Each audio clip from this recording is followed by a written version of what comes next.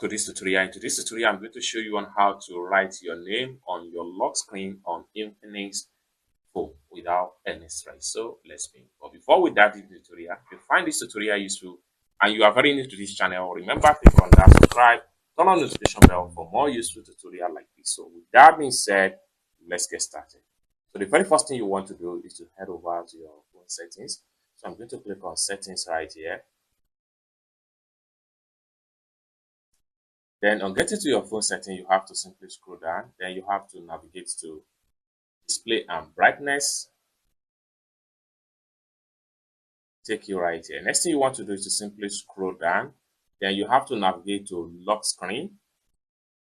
So the next thing you want to do is to navigate to add text on lock screen. Click on that. This is going to pump up. You can see example. You can simply write your name or your phone number. As simple as that. Once you're done, what you need to do next is to click on save. So by the time you close your phone screen, and the name is going to appear before you have access to your phone screen without any stress. So basically, this is how best to write your name on your lock screen on Infinix Phone. Thank you so much for watching, and I hope to see you